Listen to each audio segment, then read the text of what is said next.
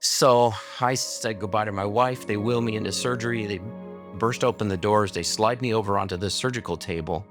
And of course, it's freezing cold in there. The surgical table is really narrow. So I felt like my hands were going to fall off. So I kind of fold them on my chest. And before they put a mask on me or gave me anything in my IV, I looked to my right and Jesus walks into the surgical room. And he looks at me and he holds out his hand and he says, "I want to answer your prayer."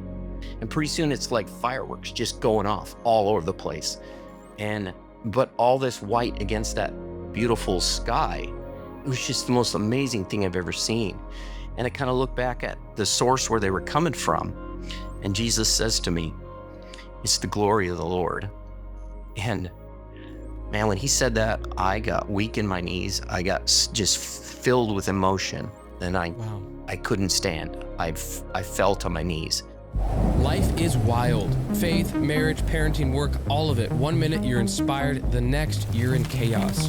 That's why I started No Longer Nomads, the podcast that throws you into the deep end of real stories and authentic truth. We're talking ex-witches who found freedom, former Muslims who met Jesus, mountaineers who even survived the wilderness for 6 days, and much, much more.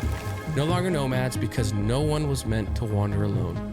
New episodes drop every Tuesday at 5 a.m.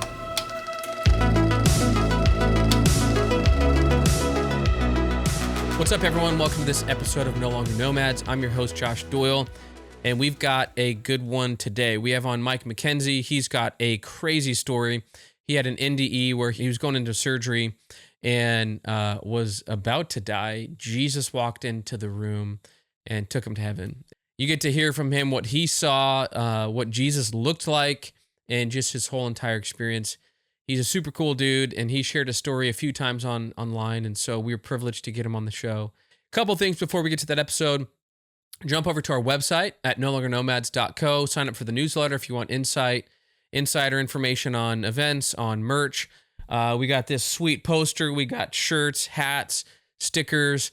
And if you like the show and you want to support the show, help us out. Buy some merch, and if you like it, pass it on to some friends. Yeah, if this episode encourages you, you want to share it with others. That is the most powerful way for this thing to grow is just word of mouth. So again, thank you. I love seeing this thing grow. Super passionate about it, and I think we can build something incredible. So without further ado, let's get to the show. Mike, it's great to have you on. And so tell us about your story. I would love to know, as we were talking before we hit record here, that you had an experience, an encounter. A lot of people call them NDEs, near-death experience. And you were saying you always, from a young age, wanted to experience heaven. Yeah, the first time I remember asking God to show me heaven was at my grandfather's funeral. I was about 5 years old, and my grandfather passed away, and we're sitting in this big, beautiful church. And I just remember thinking, wow, this place is really cool, Yeah. And he had this priest up on the stage, or the altar had this ball with smoke in it, and it was coming out and it was, going up to the sky. And I remember thinking, wow, this is neat. I Yeah. kind of sat up and paid attention at that point. You want to get a young kid's attention, throw some fire or smoke at him. No, yeah, Yeah. absolutely.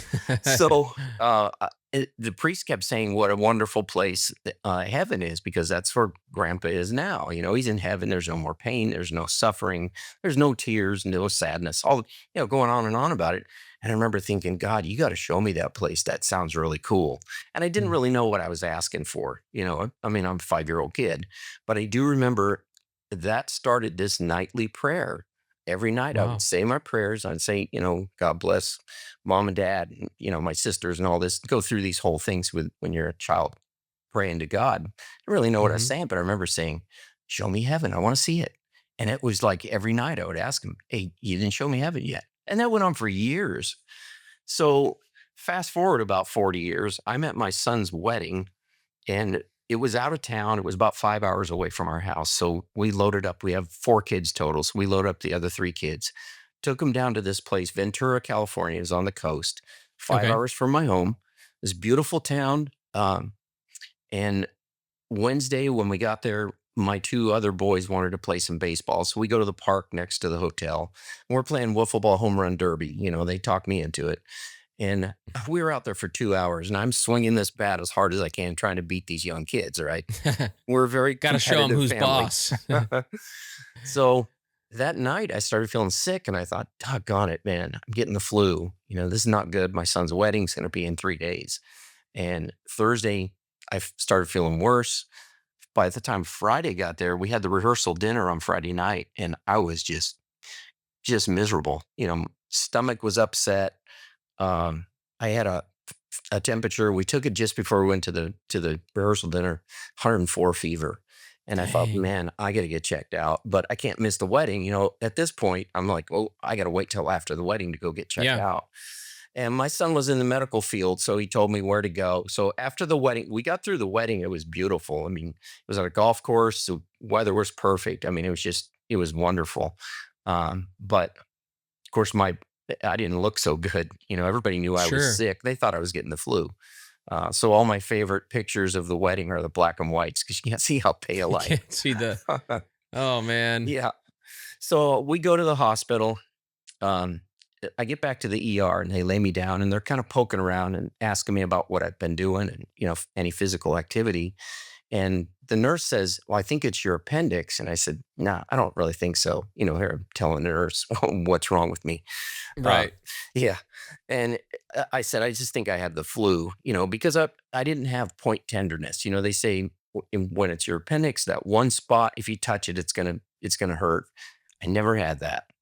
But she takes out this rubber mallet and she taps the bottom of my feet, which I kind of laughed at first. She says, does that hurt? And I said, no, it's my stomach. It's nothing to do with my lower extremities. Yeah. And she tapped the other foot and man, I had pain in my abdomen that made me scream. And Hmm. she says, okay, that's your appendix. So I'm going to call in a surgeon. So surgeon comes in half an hour later or so. Here it is late Saturday night, probably Sunday morning by then. And he says, okay, we're going to go in through your belly button because we don't know how bad it is. But he says, did you do any physical activity lately? And I said, well, I played baseball Wednesday with my kids in the park. And he says, Wednesday? And I said, yeah. And he goes, Wednesday, Thursday, Friday, Saturday. He says, that's 3 days ago. He says, if your appendix have ruptured, which I think they have, we need to get you in there quick and get that thing taken care of. Dang. So I said goodbye to my wife. They wheel me into surgery. They burst open the doors. They slide me over onto the surgical table. And of course, it's freezing cold in there. The surgical table is really narrow. So I felt like my hands were going to fall apart, fall off. And I kind of fold them on my chest. And before they put a mask on me or gave me anything in my IV, I looked to my right and Jesus walks into the surgical room. Dang. And it was like he was the surgeon walking in, like a person, just a regular guy walking in. It was a physical being, and I wasn't floating over my body or anything like that. Yeah. I just look and here's Jesus, and What he's did he look like, if you don't mind me asking? I mean, is it like yeah. some of the paintings, some of the, art we see out there floating around on the internet? What did he look like? He looked. People have sent me that picture of the little girl that drew it, that painted the picture of Jesus. There's some similarities, but he did look a little different than that. Hmm. Um, And it did you shocked know, me. like, this is Jesus? Oh, Did you just feel something? I knew instantly. Like when his eyes met my eyes, I knew it was Jesus. I mean, there's no doubt. He was wearing a white robe. His complexion was much darker than what I had seen as a kid. I mean, I was Hmm. a kid growing up in North America. I saw blonde haired, blue eyed Jesus. Yeah, So, sure. he walks in, he looks like a Middle Eastern man, but I knew it's Jesus. He had dark brown hair, wavy hair about down to his shoulders, and had a short beard. And he looks at me and he holds out his hand and he says, I want to answer your prayer. And I was like, my prayer, you know, the last prayer that I prayed was that everything would go well in surgery, and that Yeah. they'd take care of it and I'd be fine. And I remember thinking, I don't think things are going to end well here if Jesus is here, he Yeah. taking me to heaven. And didn't really. make a connection of what the prayer was that he wanted to answer. But I grabbed his hand. As soon as I touched his hand, we are standing on a hill. There's green grass below me, like beautiful green grass through under my bare feet. And my senses were heightened to the point where I could count every single blade of grass that touched my feet. Wow. I knew exactly how many blades of grass there were. It was crazy. But everything else, when I looked up, everything else around me was white, like the brightest white I'd ever Hmm. seen. Blinding white, or was it like Super blinding white. Like it was like there was fog, but it was just like right here. I couldn't see a thing because it was just so white. hmm, And then I'm kind of looking around trying to get a perspective on what's going on here. And all of a sudden I see this kind of basketball sized round light that's like luminescent, like almost like a pearl, but okay. it was big. And it was whiter than the rest of the white, which up to that point I thought it was the whitest white I'd ever seen. And I look at this thing and it's kind of shimmering. And Hmm. all of a sudden, these light beams start coming out of there. They look like fluorescent light tubes, but they're about 2 feet long. They're a little bit fatter and they're smooth on the end, and they're glowing like the ball, whatever it is. They're kind of shimmering, and they start going through the fog. And one of them starts coming at me and hits me right in my forehead. And I thought, Hmm. should I duck? I mean, what am I supposed to do here? It hit me before I made any decision. It hits me in the forehead. It goes through and it makes this slight buzzing sound. And when it went through my head, it just kept going through. It warmed me like right down to my toes. So just had this comforting, warm feeling. Still holding Jesus' hand. And then as I'm watching these things go through the white light, it's like that fog became a curtain and somebody would pull the curtain across from my right to my left. And so now there's no more white, but I'm looking at this beautiful scenery. So I realize that I am standing on a hill. Below the grass, there's like these beautiful flowers, these pastel little flowers, and they're kind of dancing. They're doing this almost like they're blowing in the wind, but there's no wind. I don't feel any wind on my face, so they're just moving. At the bottom of that hill, there's this huge city. But the fog that was in front of me has now dropped into that valley. So all I can see is rooftops. Hmm. So off in the middle, or towards the middle, there's this huge golden dome. It looked like a Capitol dome that's sticking out from the fog, but I can only see the top, and it's gold. And there's a couple other golden domes and rooftops, and there's a bunch of white buildings too that are sticking through that fog, Hmm. and they look like church steeples. And the interesting thing that kind of struck me at the time was there was no crosses at the top. And I remember thinking, "Oh, that's weird, because if they're churches, wouldn't they have crosses?" Because that's what I thought I was looking at, was church Yeah. steeples. But this city is like miles across. And then on the other side of the city, there's a big mountain that goes up and just fills the space. It's covered in these beautiful, they look like pine trees. They're perfectly shaped like tall cones. They have, instead of needles, they look like they have like almost like lacy needles to them. Like they're Hmm. very intricate. And then above that is the sky, and the sky had these colors like I've never seen. It was like the most beautiful sunset that I've ever seen, but there's no sun. And I'm Wow. I'm looking at it, and it's just like the oranges and yellows and reds, and then at the top is this blue, but it's just bright and brilliant and just vivid colors. And so now these little fluorescent tubes, the one that hit me in the head, they're, instead of just zipping through the white, now they're going all the way across the valley, and they go all the way across the city. And one of them hits the tip of one of those trees, and it was like it had a diamond on it, because when the light hit that tip, it burst into all these tiny little light beams. Hmm. And so as one of them hits the tree, then another one hits, and pretty soon it's like fireworks just going off all over the place. And but all this white against that beautiful sky, it was just the most amazing thing I've ever seen. And I kind of look back at the source where they were coming from. And Jesus says to me, It's the glory of the Lord. And man, when he said that, I got weak in my knees. I got just filled with emotion, and Wow. I couldn't stand. I fell to my knees, and at that moment, when my knees hit the ground, they shocked me and they brought me back. So now, instead Golly. of that beautiful scene, I've got a doctor standing over me, and he goes, "Do you know your name?" And I'm just going like, "What is happening?" Still trying to make sense of it. Yeah. Okay, so I tell him Mike, and he says, "Okay, he's back." And I see somebody putting the crash cart back together, and there's about like 5 other nurses in there, all wearing scrubs, and they start filing out, and they left, and they sent me up to ICU for 4 days, and I spent about 12 days in the hospital because I had a few complications. Golly. So many questions I think of that come off the top of my head. So when you're in heaven and you were you thinking this is heaven, this is Jesus, or what was your thought process as you were there? How long did you feel like you were with Jesus? Um, I'd love to know what your thought process was when you were experiencing all this. When I first got there, because when I first took Jesus' hand, I could feel the love. I just felt like he was the greatest big brother I'd ever known, the greatest friend. He was like my father, all kind of wrapped up in Mm, one. I felt all this love.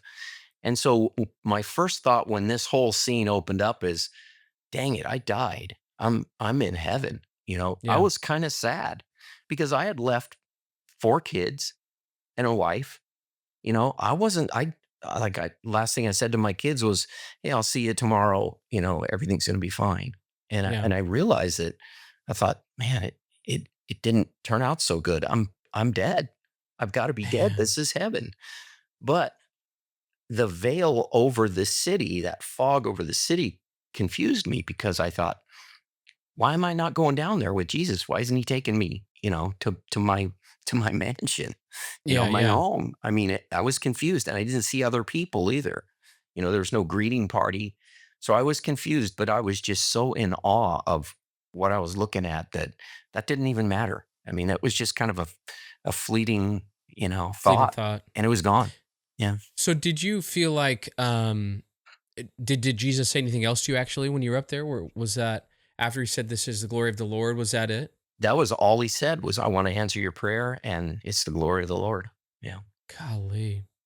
So let's run back to the hospital then. So you said the doctor mentioned he's back. So does that mean that you went out? I don't remember them doing anything prepping other than Okay. putting me on the table. That was it. Um, and as far as like the crash cart and all that, I got a glimpse of the crash cart, and that's when it hit me that wow, I must have crashed, and I must have died. And so started making sense, in that moment. Like I died, I did get to see heaven, but now I'm back. Um, and when I saw the crash cart, it scared me because I know that I'm going to heaven. That's not a Yeah. question. But it scared me because I thought, man, I'm only 45 years old. I almost died. And I was really stupid for waiting 4 days to go get checked out, or 3 days. Yeah. So, but That I makes never, sense. they didn't say you were out for so many minutes. Sure, sure. Since it scared me, I looked at the crash cart and I thought, I don't want to know because I don't want to know if I have brain damage. Yeah. Because I'll start thinking if he says, "Well, we lost you for 6.5 minutes," I'll be thinking, okay, I'll have to go Google like how long can you go without oxygen before you have brain damage. Um, so I didn't want to know details. The next day, the surgeon Hmm. that he wasn't there, but the next day the surgeon came in to see me and he says, I'm glad to see you stuck with us. I heard we had a little episode last night. And I said, yeah. Dang. And he says, yours is, as he's poking around in my stomach, checking my stitches and stuff. He says, yours is the worst case I've ever seen. And I was like, really? And he says, well, yeah, but it's not exactly true. Yours is the worst case I've ever seen where the patient lived. He says, I've seen worse, but they didn't make it. And he says, he actually said to me, God's not done with you yet. Golly. Yeah. So let me ask you this. What was your faith like before this happened? Did you have any doubts? For most Christians, it's if we're being honest, I think at times there is skepticism like, hey, is this the right path? There's other options here. Did you feel like, what was your faith like? Did you have a deep walk with the Lord, or were you? You know, I really didn't. I've always kind of described myself as a Sunday Christian. You know, Okay. church was something we did on Sunday morning because it was good for kids. And I'd been Yeah. baptized. I've been baptized probably 10 years before, and I took it pretty seriously. But then the world just kind of stepped in and said, nah, it's not real. I had doubts. I was raised in a Christian home, but yeah, I had doubts a lot, and Yeah. I didn't live like a Christian. I mean, I was a good guy. Don't get me wrong. I wasn't some terrible guy cheating on his wife and a sinner and all that. Yeah. Uh, Yeah. I was a good guy. I raised kids. I did a lot for my community. I coached a lot. I was head of a lot of organizations. But as far as like leading a Christian life, that wasn't me. It was just Yeah. something I did on Sunday morning. Okay. Yeah. Wow. So, did you long to go back to heaven after that? I mean, what was that experience like? Because I've talked to some people that have had NDEs, and they're like, I didn't want to come back to Earth. Yeah. Yeah. I've heard that. The thing that I came back with a new perspective. I didn't want to go back and stay because, when the surgeon said God's not done with you yet, that resonated with me. And Yeah. I thought, okay, there's a reason why I'm here. And to be honest with you, the next day, 24 hours later, there's a whole second half of Let's this go. All of right, this let's do it. NDE. So 24 hours later, I woke up in the ICU and I was so weak I couldn't pick my hands up off my chest. So they had folded my hands on my chest with the nurse call button on my chest, and they said, "If you need anything, let us know. We'll be right here." And it was ICU, so there was only like one nurse to every patient or whatever, maybe one to two. Okay. So I woke up and I couldn't breathe. I mean, I was 2 in the morning. I look at the clock and I'm struggling to breathe. I mean, it felt like my lungs were covered in water vapor and I'm just Hmm. struggling to breathe. So I call the nurse. I said, I can't breathe. And she comes running in. She takes a stethoscope and she puts it on my chest and she says, I'll never forget her words. "Oh, honey, you're developing pneumonia." Mm. And my first thought was, that's why Jesus showed me heaven, because I'm going to die. I waited too long. My appendix ruptured. I'm a mess. I'm so weak. Now I've got pneumonia. Mm. And so she called in some other nurses and they packed me in ice. My temperature was still 104. I'm sweating, struggling to breathe. They put oxygen in my nose. They put an ice blanket around me. And she says, that should break the fever pretty quickly. And then she started telling me about like an abscess that I might be developing because my fever wasn't going down, and which I ended up getting, which is where the germs all get together and try and Yeah. finish you off, basically. Dang. Yeah, so I was really sick. So they give me a spirometer to breathe into. It's this little tube with a blowhole, and you're supposed to blow into it. She says do it 10 times an hour, and you try and get this little marble to move up this tube so that you're just using your lungs. And I tried blowing into that thing. That little marble didn't move at all. And she says keep trying, 10 times an hour. So I would blow and I'd just be exhausted and I just fall back and I just think I'm gonna die. Dang. But I wanted to live. I had that will to Mm. fight. And I thought, I'm not going to give up. I'll just keep trying. So as the rest of the nurses leave, the one lady, the nurse, she sits down on a chair next to my bed and she's just watching me. And she's kind of looking around. She grabs a book and she starts reading the book. And she's every once in a while she would say, uh, breathe into the spirometer again. Try and do it. And every time she said that, I couldn't do it. And as the other nurses are leaving, I feel this. The only way I can describe it is I felt this holy presence enter the room. Hmm. And Jesus sits down at the end of my bed. I knew he was there. Now, this time I couldn't see him, but he starts talking to me. And it ended up to be a 3-hour conversation from 2 o'clock in the morning to 5 o'clock in the morning. The first thing I hear him say is, in the same voice that he said, "It's the glory of the Lord." I hear him say, "I had to get you flat on your back away from all the distractions so you could hear me. And I was like, what is going on? And so I look at the nurse and I said, did you hear that? And she says, I didn't hear anything, honey. Breathe into the spirometer again. And I kind of looked at her and I thought, okay, this is a really bad hallucination here. This Yeah, yeah. something weird's going on. And he says, when he says, I had to get you flat on your back away from all the distractions. And I opened my mouth and I started talking. And as I said that, I said, Jesus, is that you? And I look over at the nurse and she didn't hear me talk. And so I'm thinking, Interesting. man, this is bizarre because I know I'm talking. Yeah. And he says, yes, I'm going to ask more of you. And I kind of laughed and I said, well, you got to get me out of here first. I mean, Yeah. I don't think I'm going to survive this. And he says, you'll survive. You're going to make a full recovery. And I want more of you. Wow. And I'm like, "Man, this is weird. Still thinking like I'm not going, I'm kind of thinking I'm nuts, but then I'm looking at her and she's not hearing any of this. And I'm asking him, are you really here? Is this really happening? I almost asked that for 2 hours out of the 3 hours that we spoke. I think that was, me just saying, hey, come on, this is not real. Yeah. I'm just making this up in my head. And he kept saying, no, this is real. And he gave me a couple of, he said, when he said, I want more of you, he said, our story, he always called it our story, is going to be heard by millions. And I laughed. The first time he said that, I said, I'm not Billy Graham. Yeah. I said, I can't speak to that many people. And now you have to remember, this happened in 2004. Okay. So back then, YouTube was full of, music videos, basically. Yeah. There Yeah. wasn't Pretty NDE new. channels and, all of that.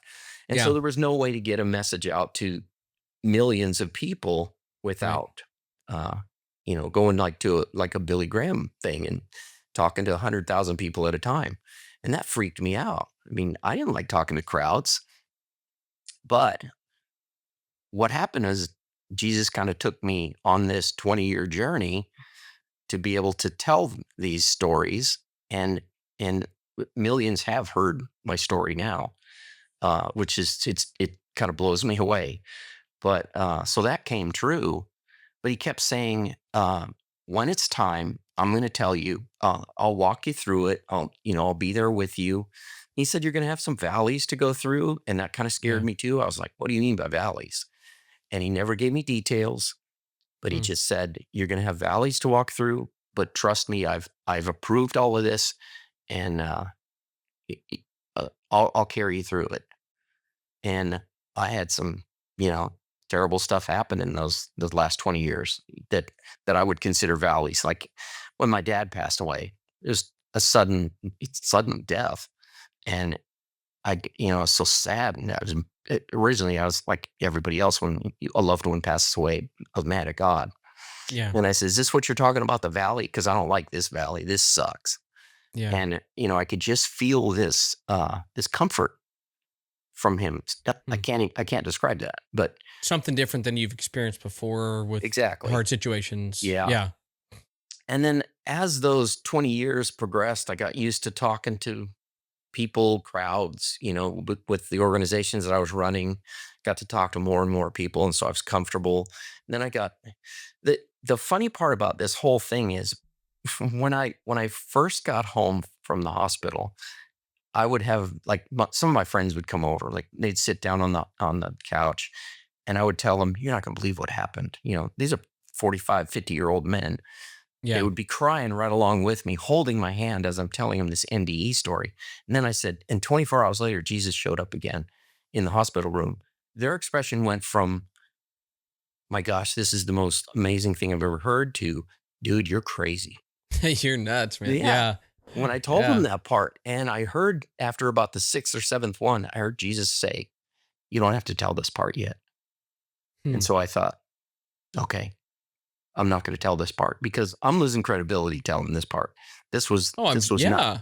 Well, and also the time period back then in 2004, I think I was getting into some of these books that were like, I don't remember when they came out. It was probably early 2000s, but Heaven is for Real. There was a guy that Yeah. spent 23 minutes in hell. And I remember reading that book going, oh my goodness. And it was super detailed. And so I read it and all night just thinking, man, this is real. And then seeing all the articles that came out and attacking this guy. And so as someone from the outside, you tend to wall up a bit and go, is that real? Is this, I'm a little more skeptical Yeah. about someone spending 23 minutes in hell and all of that, so it's just, I can understand that you're probably going, I'm all of a sudden telling people that I'm having a 3-hour conversation with Jesus and, Yeah. all that. So I totally see that. Let me ask you this. So you had said something about, Jesus mentioned, you're going to go through some valleys and I've approved this. Have you thought about that statement throughout the years? What does that mean to you? The first thing that came to mind when I started thinking about it was Job in the Bible. Mm, Where the devil says, I'm going to do it. And Jesus says, go ahead. He's not, coming over to your side. He's mine. hmm You can do whatever you want to this guy and it's not going to phase him. And the devil says, okay. And he went off and, made Job's life a living hell.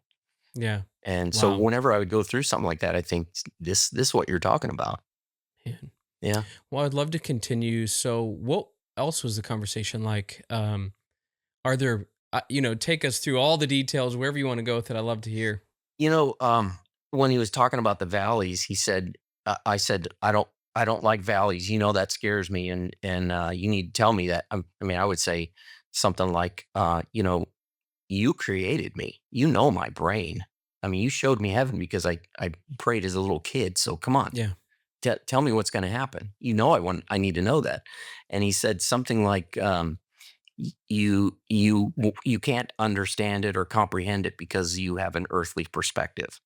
Interesting. Yeah. So I kind of figured I did a lot of thinking about that afterwards. Um, and by the way, I asked my wife to get a notebook the next day so that I could start writing this down as soon as I Really? was So you're strong like, I enough. want to remember all of this. Did you remember a I lot of the conversation, Mike? I did. I remembered enough to write it down.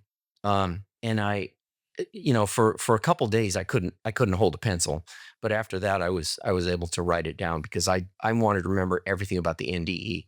And it's funny because the NDE part, I remember, like, if I close my eyes and get in the right mood, I can remember exactly, That is so cool. every detail. But the conversation has faded a little bit. You know, People will Sure. say, "Okay, well, what did he talk about?" Yeah. Well, I know it was a personal talk. He didn't say, the world's going to end in 25 years, anything, crazy like that. He just told Yeah. me, I want more from you, and this is what you're going to do. And I even said at the time, I said, well, am I supposed to write a book? What do you want? Yeah. And I never got an answer on details. And since that time, like, I have heard his voice before telling me to do something and I'll do it and then I'll get rewarded and it'll be, proof that it was something that God was saying. It's happened many times. That is wild. So when was the last time something like this happened? Do you know? Um, the okay, there was this. I just bought a house. I think I told you in Chattanooga, Tennessee. Hmm.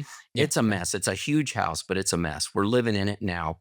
But before we moved in, I was able to work on it for about a month before we moved in. And even when we moved in, it was still there's an apartment downstairs. So we moved into the apartment, and while we're renovating the rest of it, it's still a mess, but it's livable. Mm, sure. So I had a couple of tools over there, but I hadn't moved all my tools. And so I'm doing this work and I thought, okay, I need a screwdriver. And I knew I had one screwdriver there. It was just a regular screwdriver. And I'm looking around and there's stuff everywhere. There's still garbage everywhere. There's junk all over the place. I'm not worried about cleaning up at this point. And I thought, God, I need help finding this screwdriver. You got to help me. And I hear Yeah. his voice say, it's in your truck. And Hmm. here's how frustrated I was. I go, it's not in my truck. And And you I said it heard out loud? I said it out loud, and I Yeah. heard it as an audible voice in my ear, Golly. and I heard it again, "It's in your truck." And when I said, I just went, "Ugh," like that. I hear Jesus kind of chuckle, like, okay. So I Golly. thought, well, gosh, if that's really God telling me that the screwdriver's in my truck, I'll go look, just to show him it's not there.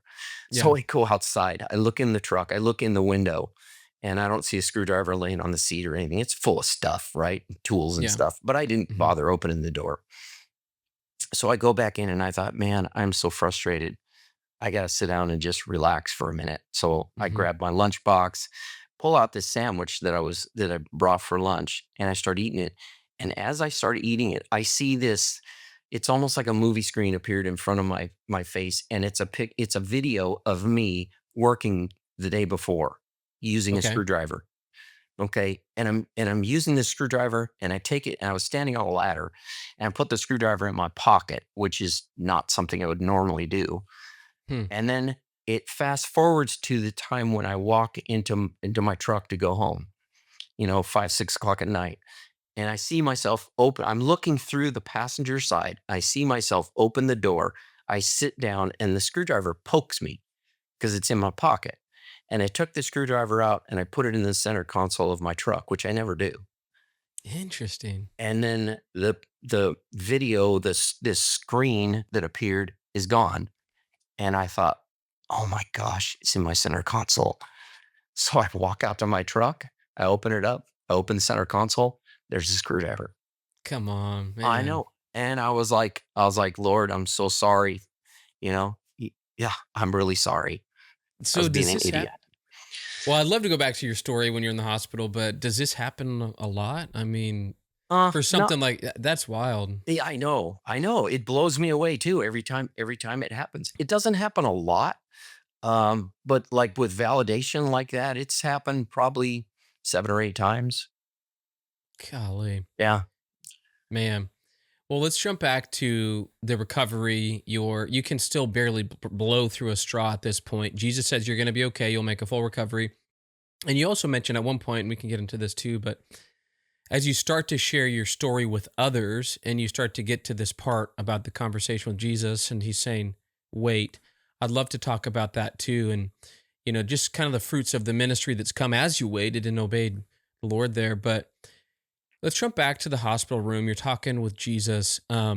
Is there anywhere else you want to go with that? I'd love to hear about the recovery and, when you get home and just kind of this whole story of this hospital outing and near death Yeah. experience. Yeah. So the hospital, it was a rough recovery. I mean, four Okay. days in ICU.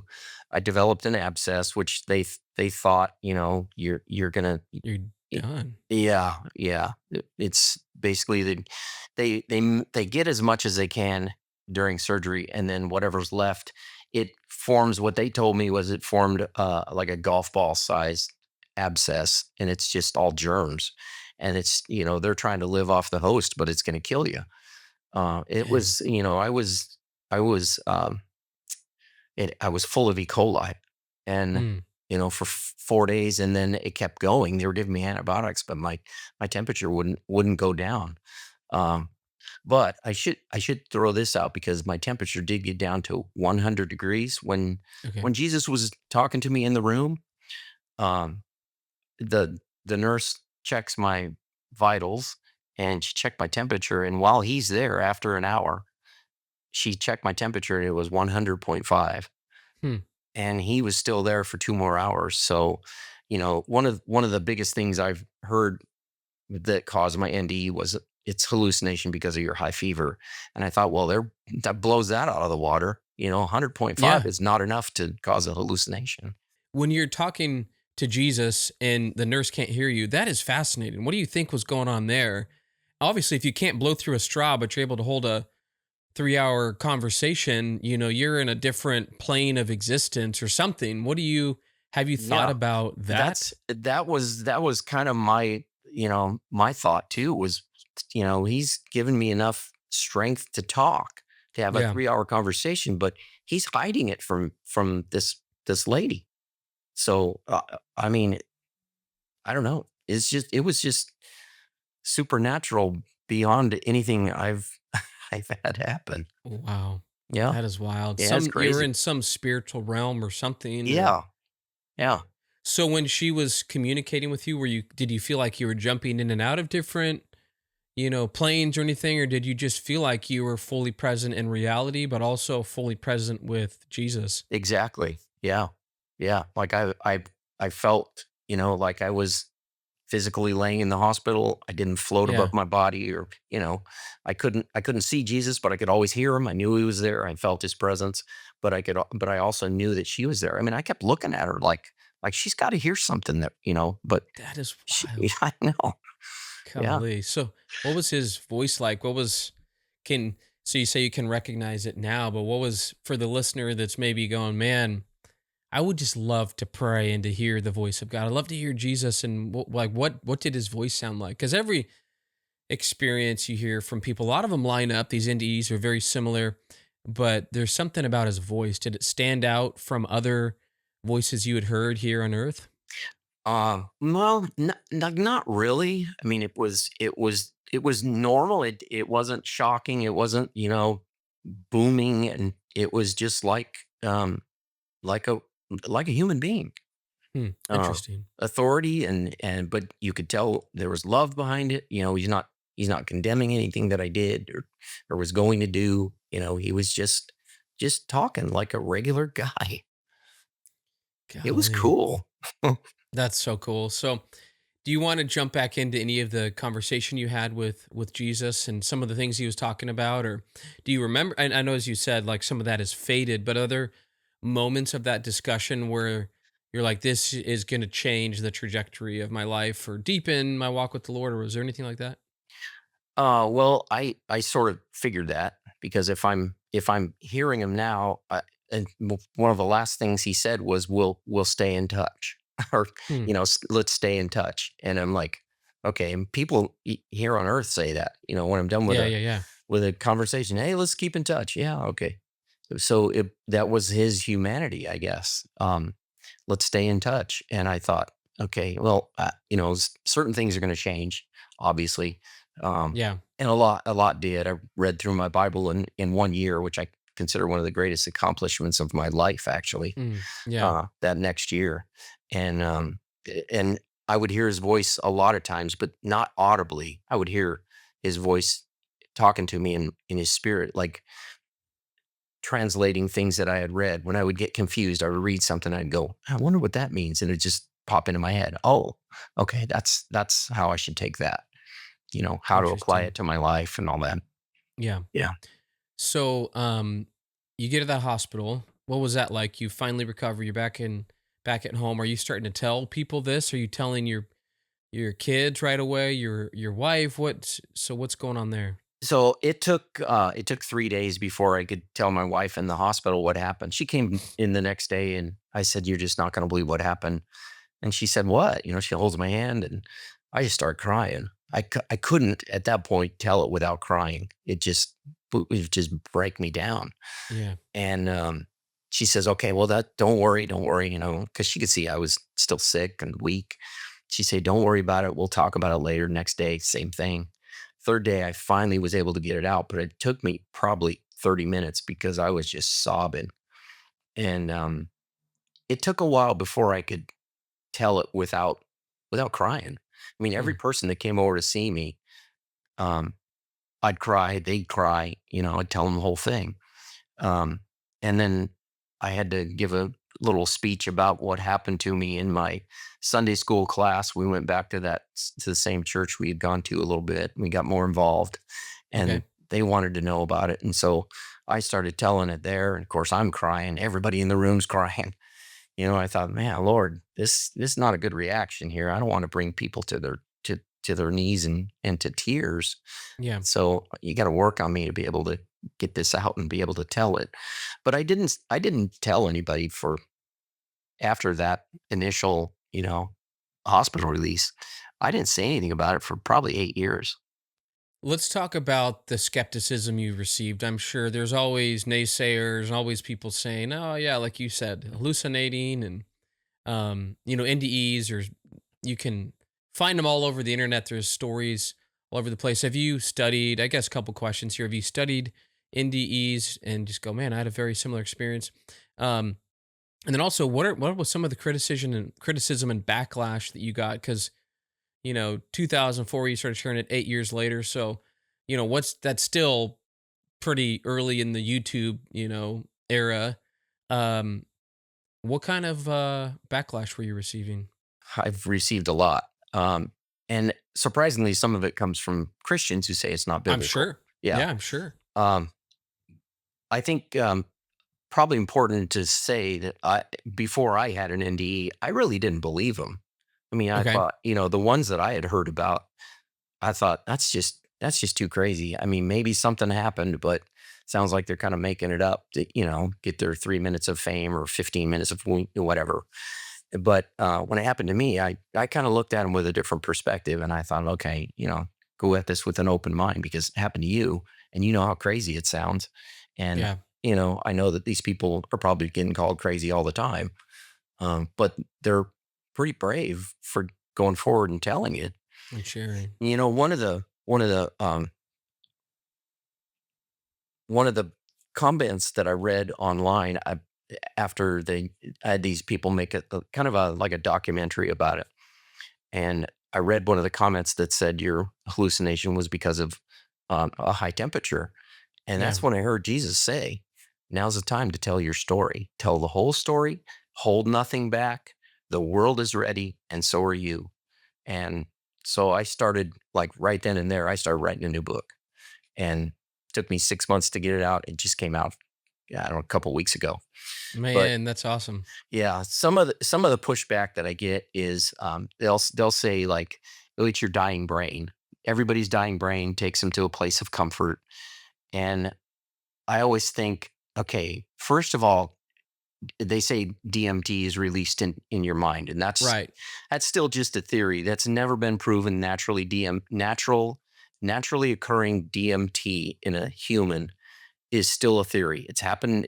They made it happen in a rat one time in a lab, but Hmm. that's as far as they've gotten. Okay. So I don't give that one. And then I think it's just your brain trying to comfort you. Well, why did they throw a different looking Jesus at me? Yeah. If that was my brain making that up, I would have seen blonde haired, blue eyed Jesus with fair skin, because that was comforting. It was kind of a Right. shock, to Yeah. see Jesus look the way he was. Hmm. I get the high temperature one. Um, and then Christians say, they'll take a Bible verse out of context, and they'll say, well, that's not Jesus that you met. You probably met, a demonic, servant of the devil or something. Yeah. Yeah, which, yeah, I always say, well, you'll know a tree by its fruit. I mean, those are Yep. Jesus' words, and I've never pointed anybody to anyone except the kingdom of God, and Yeah. that's my role now, is just to be a mustard seed and say, hey, look, check Jesus out. He's real. He loves you, and he's waiting with open arms for everybody. And So I'm cool. nothing special. People will email me and say, please pray for me and exorcise this demon. And I'm like, you can do that. You're a believer. You have all the same power that I have. The Yeah. power comes from the Holy Spirit, not me. That's amazing. When I think about the words that Jesus said to you, it's taken me to, you flat on your back, and then he says, I want more of you. And so for the listeners out there, like me, when I heard that, I go, man, what more does that look like for me to give Jesus? What is that in my life? And so hopefully, as the listeners are hearing this episode too, they're thinking, that could be a message for them. And so I'd love to ask you, Mike, what is your message to people when you're sharing your story? Do you challenge folks? Is there a direction you want, like you said, to just, hey, check Jesus out? But is there a message you give to people when you're sharing your story that points them to God? I always ask people to ask God. I mean, if you're in a place that you're teetering on belief or unbelief, or it's just too much to understand.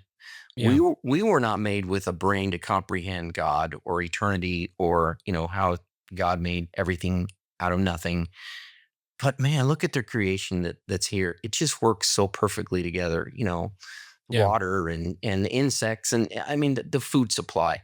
There was this one part where, when I was in the hospital, they put me on semi-solid food. For a long time, I was on a liquid diet. I mean, I lost Okay. like almost 35 pounds in the 12 days I was there.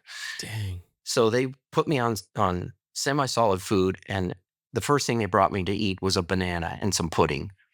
And I'm peeling that banana, and I just start crying because I just thought, man, this is just such a miracle. I'm eating a banana that's grown thousands of miles away out of Yeah. the ground, out of the dirt, and it's going to make me healthy. And I just thought, what a great creation this is. Hmm. Just amazing. Yeah. And the other message I always have is there's so much beauty around us. You know, we live in a fallen world under the curse of Yeah. sin, but there's so much beauty. That sunset that I saw was amazing, but there are beautiful sunsets here all the time. Yeah. The flowers, you know, that just my iPhone's full of pictures of flowers and sunsets, and there's just so much beauty. So I love that. slow down and just, you know, appreciate it and thank them. Reconnect. Yeah. I'll see something cool and I'll think, God, how'd you get the idea for that one? You know, Oh, I that's really know. neat. Yeah. And sadly, we live in such an age where we are so distracted. We are so much on our phone and next move, move, move, and our culture's that way. And it's just, that's good message to slow down and just, reconnect with things that actually matter and really just to slow down and be present. Um, so Mike, when you were in heaven and you're looking down on the city, I'd love to hear, do you have any more details on that? I mean, like you had said, you saw some of the steeples, you saw the gold. What do you think? I mean, looking back on that, what do you think? It's a city of God? Do you think it's one of many? I mean, what are your thoughts there? Yeah, I think it's definitely one of many. Okay. I think that, you know, it was a huge city, but I remember reading a comment one time and somebody goes, "Oh, we need to live in a city. I don't want to live there," you know. And I'm like, well, I'm sure there's countryside in the heaven. You know, it's a Yeah, yeah. beautiful place. Right. Um, yeah, and you know, I mentioned that there were no crosses on the steeples, and I found out later from a friend. I said, "Why do you think there are no crosses in heaven?" And they said, well, we don't celebrate the cross. I mean, the cross stands for, you know, the sacrifice. When Jesus said it is finished. In heaven, it is finished. There's no reason to celebrate the cross. So that's probably why I didn't see crosses. You know, So pretty no pretty cool. crosses. Did you see activity? Any transportation? Any human or anything? Unfortunately, I didn't see Nothing. anything. Yeah, just the tops of the buildings. That would have been pretty cool. Man, that is wild. Yeah. Well, is there any part of your story that we missed or need to hit? Like any, I would also. You said at one point you had many of these visions or encounters or hearing, the voice of Jesus. Is there anything we missed, Mike, that we could share? I could tell you one more kind of cool story. There Let's do it. was I was in a church, that same church, and this was right after the NDE, and the one of the pastor's family sat down in front of me, and his wife came in and four of the little kids. They're pretty small, and one of the little girls turns around and kind of smiles. I smile back at her, and we're singing, beginning of service, and I hear this voice say, "Help them," in my ear, audible, Okay. and it was the voice of Jesus. And I I kind of went like, "What?" And I heard it again, "Help them." And I sat down and I started praying while everybody else is singing.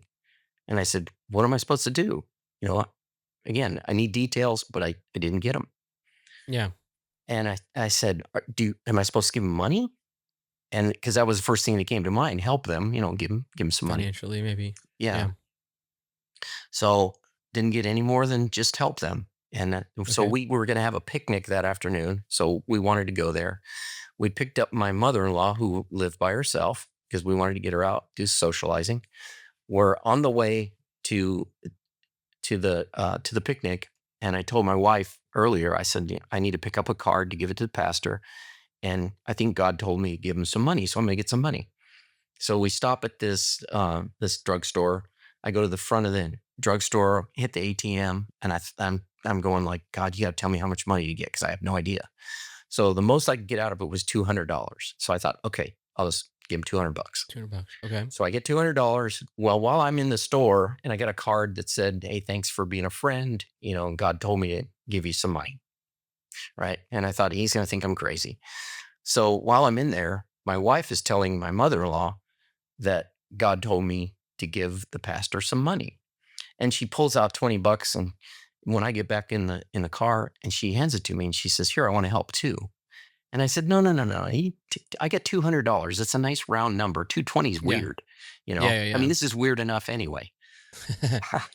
So I said, "Well, if God wants you to give the pastor some money, he'll tell you." And she goes, "Well, how do you know he didn't?" And I was like, "Ooh, she got me." You're So like, oh yeah. I Okay. take the Touche. I take the 20, I put $220 in the card. I sign it. I gave it to the pastor's wife because he was at the dunk tank and all the kids were lining up to put him in the dunk tank. I never even did talk to him, but I gave his wife the card. So later that night, I get a phone call, and it's the pastor, and he's crying. And he says, "Man, you're not going to believe this, but my wife was driving around town and she got a flat tire on the van, and she had all 4 kids in the car, and she pulled into this old tire shop on bad part of town, right? And the guy says, "Well, you can't drive around in those. I can fix your tire, but you need to replace these tires because they're all bald." And he says, "I have a set of used tires that I could put on there for you if you want." She says, "Well, I can't now, but I can talk to my husband and I'll come back." And she says, "Write me up an estimate." And pastor says, "Do you know how much that estimate was?" I said, "No." He says, $220. Golly. And I was like, "You gotta be kidding me. 220?" He said, "Yeah, 220." And so here's the final.